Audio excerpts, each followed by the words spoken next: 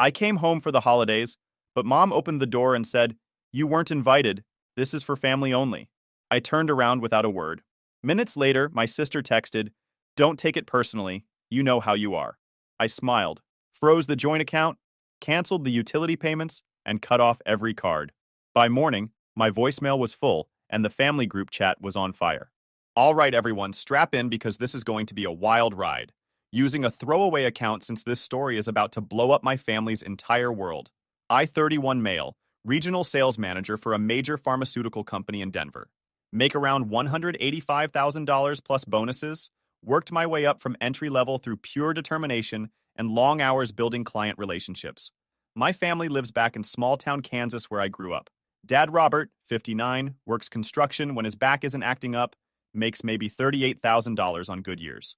Mom Linda, 57, works part-time at a salon, probably $22,000.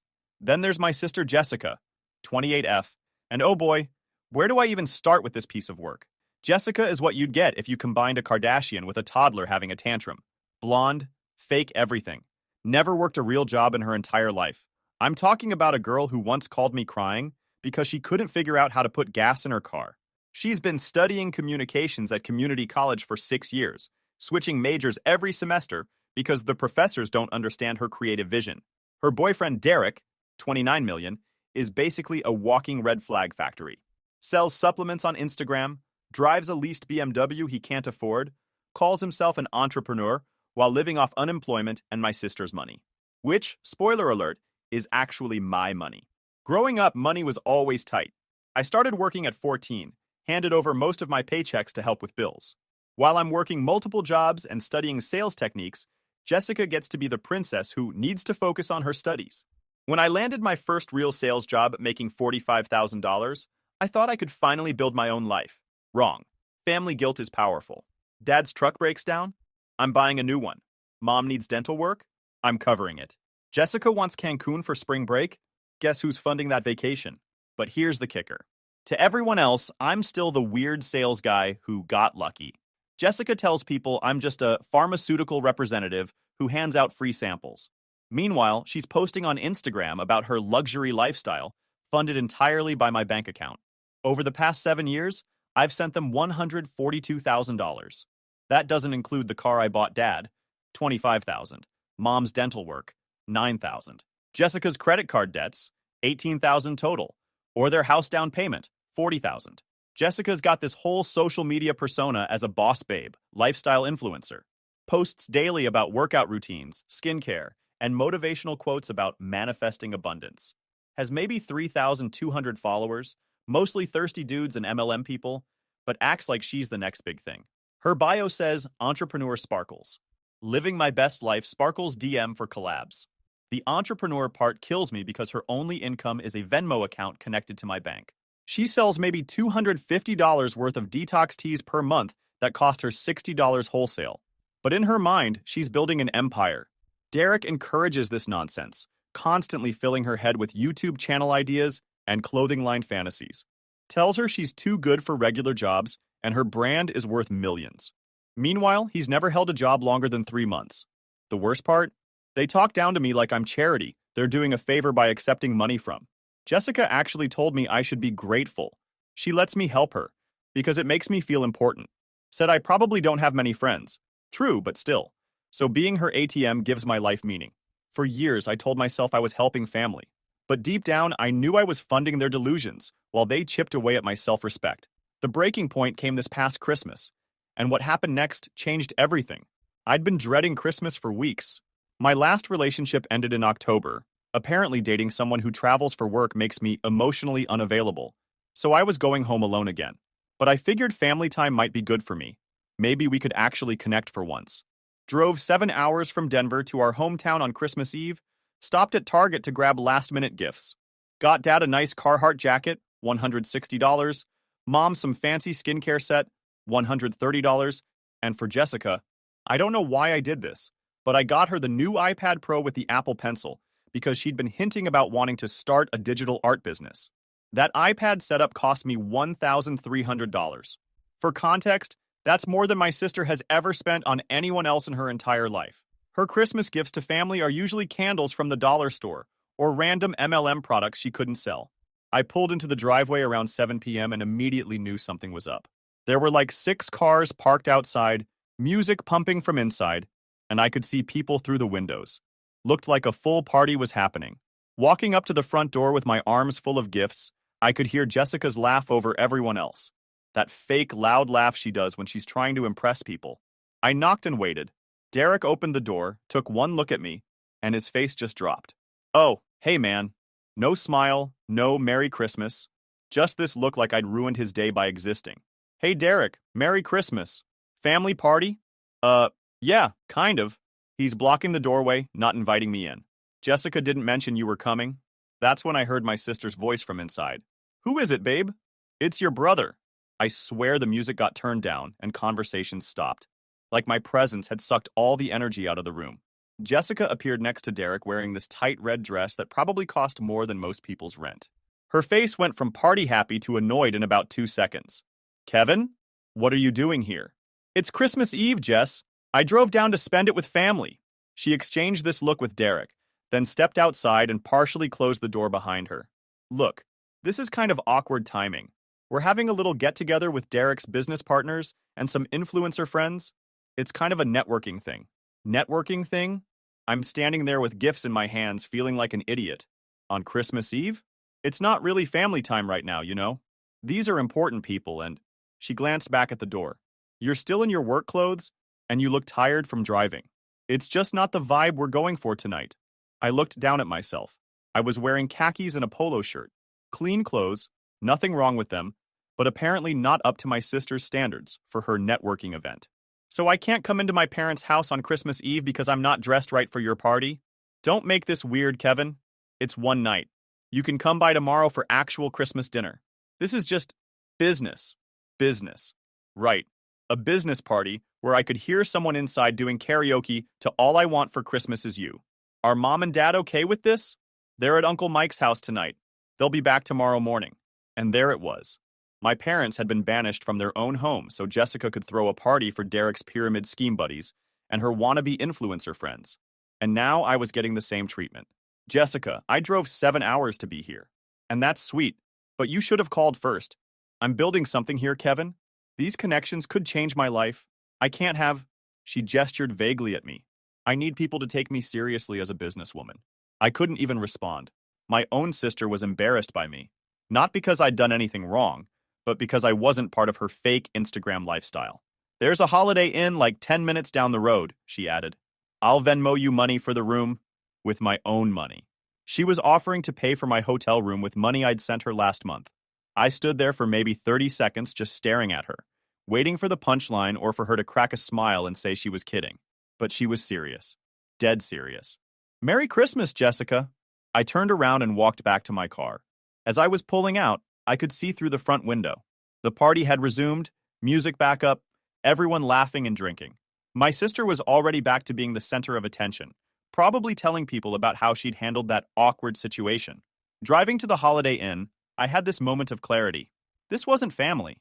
This was a business transaction where I was the silent investor funding their lifestyle while being kept hidden from public view. I was good enough to pay for their lives, but not good enough to be part of them. That night in the hotel room, I made the first decision that would eventually destroy everything they'd built with my money. Sitting in that Holiday Inn room on Christmas Eve, I did what any analytical person does when they're angry and can't sleep. I started examining data.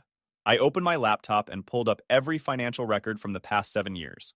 Bank transfers, credit card statements, Venmo transactions, everything. What I found was even worse than I remembered. $142,000 in direct transfers. But that didn't include car payments for Dad, $25,000. House down payment, $40,000. Jessica's credit cards, paid off 4 times, $18,000. Mom's dental and medical, $12,000. Emergency loans never repaid, $9,000. Derek's business investments, $6,000. Total, $252,000. $252,000. That's a house. That's a luxury car and a house down payment. That's my entire savings that I'd been building since I was 22. But wait, it gets better. I decided to do some digital investigation because I was feeling petty and needed to know the truth. I pulled up Jessica's Instagram. Her recent posts were a masterclass in delusional entitlement. Photo of her and Derek at some upscale restaurant. Date night at Morton's. So grateful for this blessed life. Entrepreneur life saturated for manifestation. That dinner was probably $320. I know because I saw the charge on the credit card I pay for. Picture of her new Lululemon haul. Investing in my health is investing in my business. Self-care isn't selfish. Boss babe. Worth it. $450 in yoga pants. She doesn't even do yoga. Derek's BMW in the driveway. My man deserves the best. Hard work pays off. Power couple. Success. I'm paying $620 a month for that lease. But the post that really got me was from earlier that day. Christmas Eve vibes with my real family. Sometimes you have to cut out toxic people who bring negative energy to your life. Surrounding myself with winners only. Chosen family. Your boundaries matter. Christmas 2023. Toxic people. I was the toxic person for wanting to spend Christmas with my family after funding their entire lifestyle for 7 years. The comments were even better. Derek. Baby, you're an inspiration. These energy vampires don't deserve you. Some random girl. Yas queen. Cut off the haters. Derek's mom, who I'd never met. So proud of you both for knowing your worth. I screenshot everything. Every post, every comment, every receipt. Then I started digging deeper. Derek's Instagram was a gold mine of nonsense. Dude had posts about his 6-figure business and passive income streams. Photos of him with stacks of cash, probably the $2,500 I'd sent Jessica the week before. Videos of him talking about financial freedom and escaping the matrix. My favorite was a post from last month. Just closed another $12,000 month. While most people are stuck in the rat race, I'm building generational wealth. DM me if you're ready to change your life. Entrepreneur mindset. Financial freedom are self-made. Self-made. With my money. I found Derek's YouTube channel too. 15 subscribers, mostly videos of him in the BMW talking about success and motivation. One video was literally titled, How I Went From Broke to Boss in 6 Months. Posted right after I'd sent them $9,000 for Derek's business emergency. But here's where it got really interesting. I found Jessica's Venmo transactions. She kept her account public because she's not very smart. She'd been sending Derek $1,800 every month labeled as business investment and supporting my CEO. Derek was taking money I sent Jessica and using it to fund his fake lifestyle, then posting about it online like he'd earned it himself. And Jessica was so desperate to play Instagram girlfriend that she was giving him money to take her to dinner with. That's when I realized this wasn't just about being excluded from Christmas.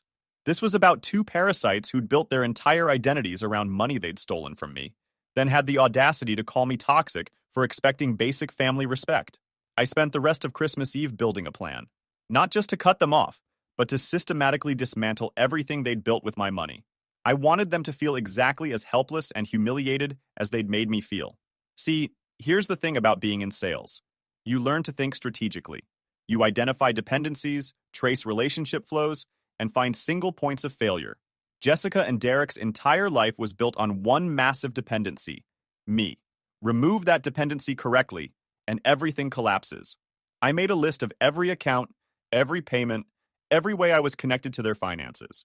Then, I prioritized them based on maximum impact. Car payments, credit cards, phone bills, insurance, everything they'd grown dependent on without even realizing it.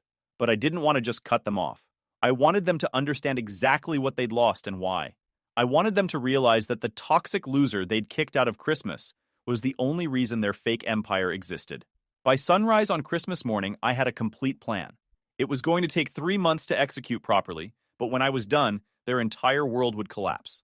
And the beautiful part? They'd do most of the work themselves. Christmas morning, I checked out of the hotel and drove straight back to Denver.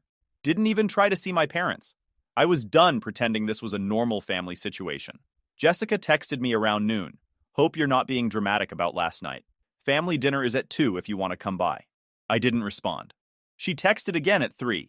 Mom is asking where you are. Don't make this a big thing. Then at 5, fine, be childish. But you're ruining Christmas for everyone. Still didn't respond. But I screenshot everything. Monday morning, I started phase 1, information gathering.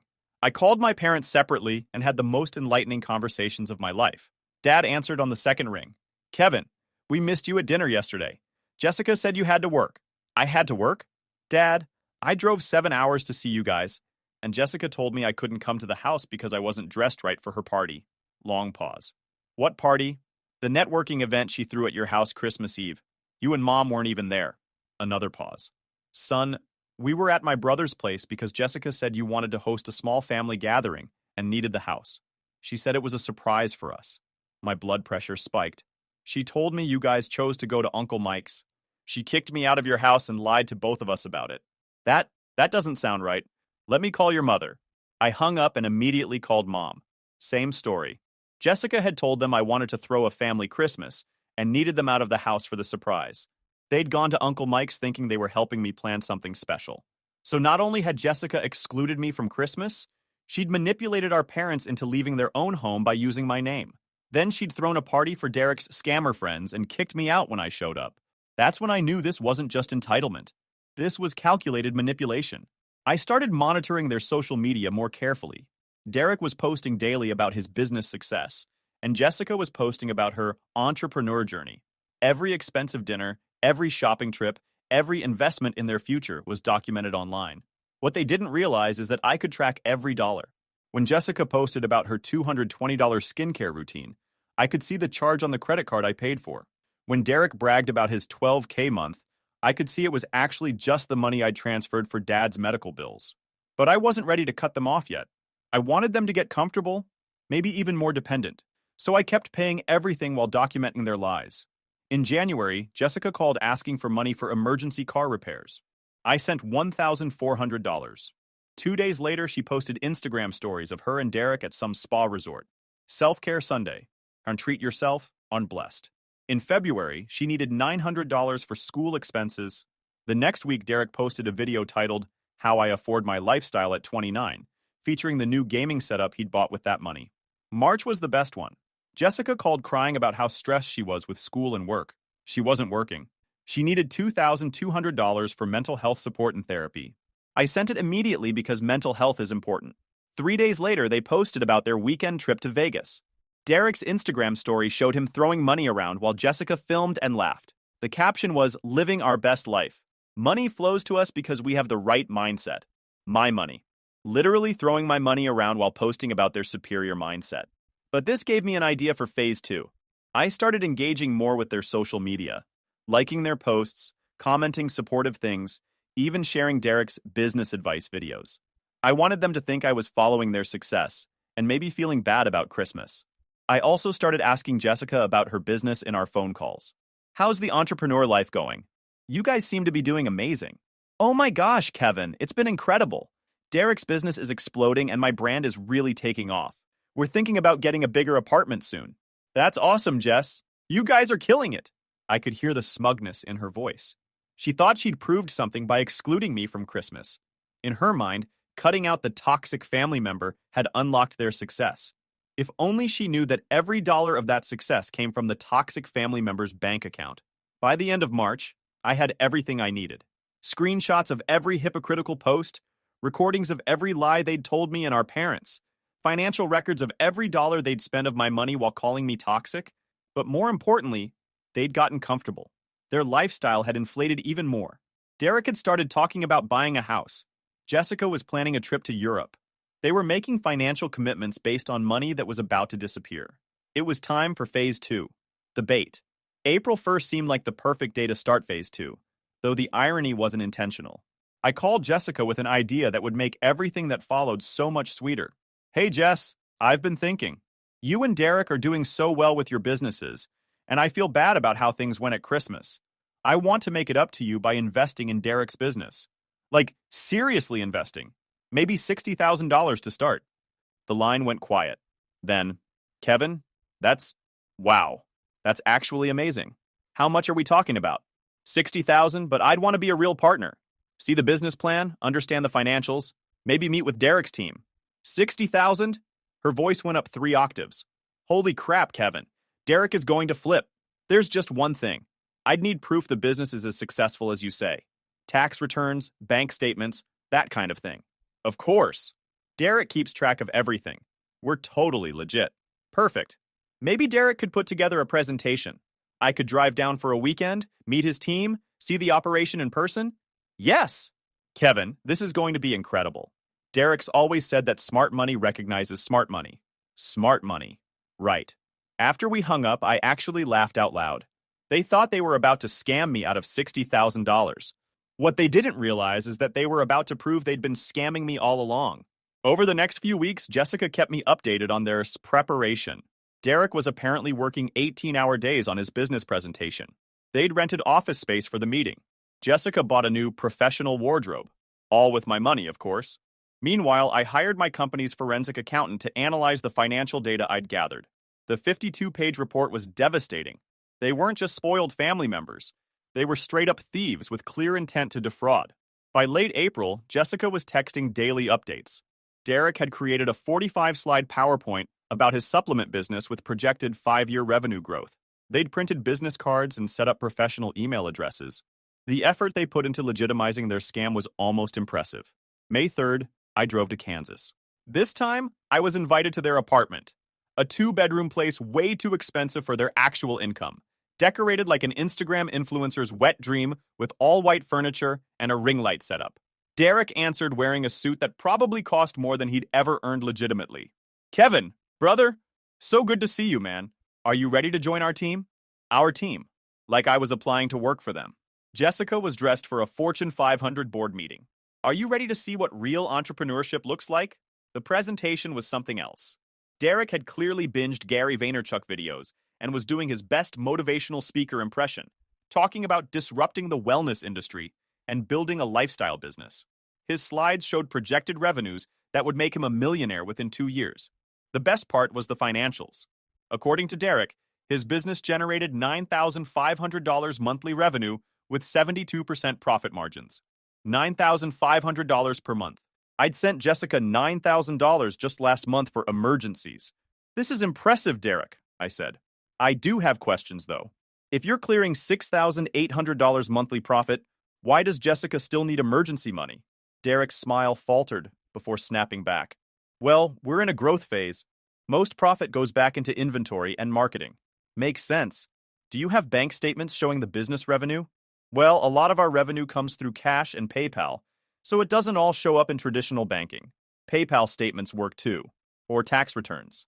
Another glance at Jessica. "We're working with a new accountant to get all that organized." I spent another hour asking detailed questions about supply chain, customer acquisition, competitive analysis. Every question revealed another hole. Derek was sweating through his expensive suit, and Jessica looked ready to cry. "This sounds great," I finally said. "I'm definitely interested, but I'll need to review all the financial documentation first." "Why don't you send me everything, and I'll have my accountant analyze it?" "Your accountant?" Jessica asked weakly. "Oh yeah, I don't make any investments without professional analysis. This is $60,000 we're talking about." They nodded enthusiastically, but I could see the panic. They'd just promised financial documents for a business that didn't exist. "I'll give you 2 weeks to get everything together." As I walked to my car, I could hear them arguing through the thin walls about needing to figure this out and make the numbers work. Too late for that, guys. I already knew exactly what their numbers looked like. 2 weeks came and went with no financial documents from Derek and Jessica. I got a series of increasingly desperate phone calls with increasingly ridiculous excuses. Week 1. The accountant had a family emergency and won't be back until next week. Week 2. There was a computer crash and we lost some files, but we're reconstructing everything. Week 3. Derek's business partner took some of the documents when he went out of town. Finally, Jessica called crying. "Kevin, I need to be honest with you. Derek's business isn't doing as well as he said. He was trying to impress you, but the numbers he showed were projected for next year. So he lied to me about his current revenue? Not lied, just was optimistic about where things are heading. But Kevin, that's why your investment would be so important. We could actually reach those numbers with the right capital." Classic con artist move. When the original lie falls apart, pitch it as an opportunity. "Jessica, I asked for current financial statements. If Derek doesn't have $9,500 a month in revenue, what is he actually making?" Long pause. "It varies month to month. Some months are better than others." "What was last month?" "I don't know the exact number. Ballpark. Maybe $450? $450. Not $9,500. His business was making less per month than I spend on groceries." "Jessica, you realize Derek lied to me about generating 21 times more revenue than he actually makes." It's not lying, it's manifestation. He's visualizing success and working toward it. I almost felt bad for her. Almost. Okay, forget Derek's business for now. How about your influencer brand? You're always posting about your success. What kind of income are you generating? Another long pause. Kevin, why are you asking all these questions? I feel like you're trying to make us feel bad about not being as successful as we want to be. I'm asking because I was about to invest $60,000 based on information that turned out to be completely false. I think I have a right to understand what's really going on. Fine. You want the truth? Derek makes maybe $550 a month when he has good sales. I make about $280 from my social media stuff. We're not millionaires, okay? We're trying to build something, but it takes time. $830 combined. They were making $830 a month total while posting about their entrepreneur lifestyle and calling me toxic for wanting basic respect. So how are you affording the apartment, the car payments, the dinners, all the stuff you post about? Silence. Jessica, we're really good at budgeting. Your rent alone is $1,950 a month. Derek's car payment is $620. That's $2,570 before food, insurance, or anything else. How do you budget $830 to cover $2,570 in basic expenses?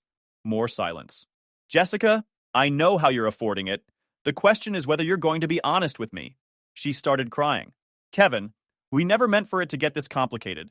When you started helping us, it was just temporary until we got on our feet. But then things got more expensive, and Derek's business was growing slower than expected, and we didn't know how to tell you. So you just kept taking money while posting about how successful you were? We were trying to fake it till we make it. That's what all the business coaches say. Project success and success will come. And what about Christmas? Was excluding me from family dinner part of faking it till you make it? That wasn't about money. That was about, we had important people there. Derek's mentor and some potential business partners. We needed to look professional. So I'm not professional enough to be around your fake business partners. It's not that you're not professional. It's just, you're a sales guy. You don't understand the entrepreneurship mindset. Those people needed to see us as equals, not as someone's charity case. Someone's charity case. That's what I was to them. The charity case who paid for their entire lifestyle. Jessica, I've been sending you and the family over $250,000 in the last 7 years.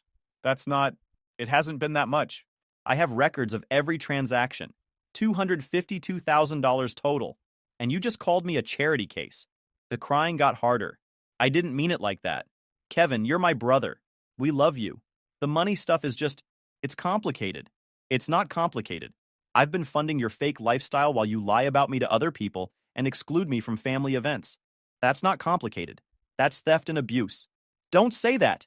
We're family. Family doesn't treat each other like this, Jessica. Kevin, please, can we just start over? Forget about the investment thing. Things can go back to normal. Normal. Where I send money and get treated like garbage in return. I need some time to think about all this, Jess. What does that mean? It means I need to figure out what kind of relationship I want with family members who've been lying to me for years. Kevin, don't do anything crazy. We can fix this. I hung up without answering. Monday morning, I started making phone calls. First call, my bank, to report unauthorized use of accounts where I'd added Jessica and Derek as authorized users. Second call, the car dealership, to inform them I'd no longer be making payments on Derek's BMW lease. Third call, their apartment complex, to inform them I'd been guaranteeing their lease and needed to remove myself immediately. Fourth call, Jessica. Kevin, thank goodness you called. I've been worried sick since yesterday. Derek and I talked all night and we want to make this right. That's great to hear, Jess. I've been doing some thinking too. Good. So can we move past all this weirdness and get back to normal? Well, that depends on what you mean by normal. If you mean me sending money while you lie about your income and exclude me from family events, then no. Kevin, come on. The business thing was just Derek being overly optimistic. Overly optimistic? Jessica, he claimed to make $9,500 a month when he actually makes $550. That's not optimism. That's fraud. Don't use that word. He was just trying to impress you. By lying to me to get $60,000? Do you understand that if I'd given him that money based on false information, you guys could go to prison? Prison? Kevin, you're being dramatic. Actually, I'm being generous. Because instead of calling the police about the fraud, I'm just cutting you off. Cutting us off? I've canceled all the credit cards. The car payment stops next week. I'm not sending any more money for any reason. The line went quiet for 10 seconds. Kevin, you can't do that. We have commitments. Derek's car payment is due Thursday. Then Derek better figure out how to make a car payment with his $550 a month business income. We'll lose the car. Yes, you will. And the apartment. Probably that too. She started crying, but this time it sounded different. Less manipulative, more panicked. Reality was setting in.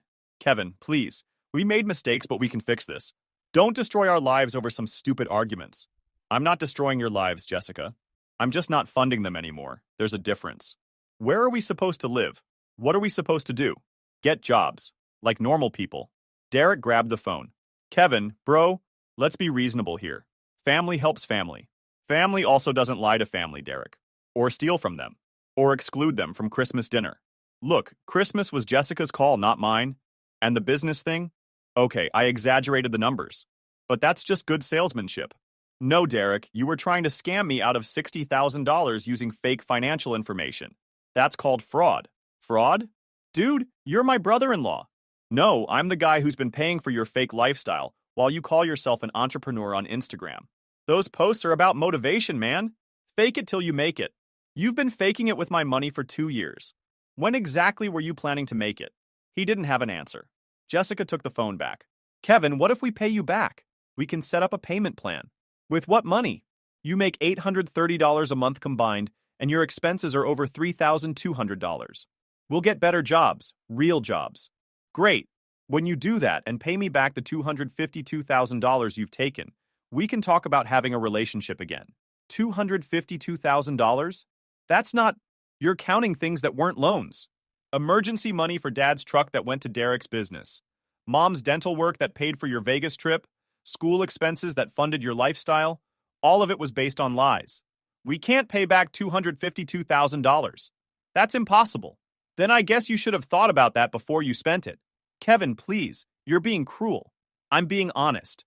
For the first time in years, I'm being completely honest about what this relationship really is. What do you mean? You don't love me, Jessica. You love my money. You don't see me as your brother. You see me as your ATM. And when I wanted to be treated like family, you told me I wasn't good enough to be around your friends. That's not true. Then prove it. Move back in with Mom and Dad. Get real jobs. Build actual lives without my money. If you can do that for a full year without asking me for a single dollar, then we can talk about rebuilding our relationship. I hung up and immediately blocked their numbers. Within an hour, my parents were calling. I spent 2 hours explaining everything. The lies about Christmas, Derek's fake business presentation, the $252,000 I'd sent over 7 years.